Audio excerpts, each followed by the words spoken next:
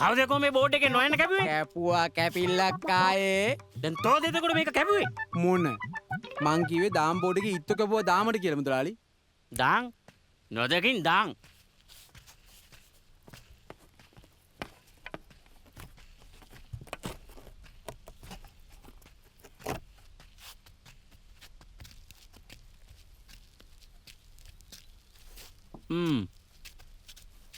විංකලේ මාමගේ පැංචා.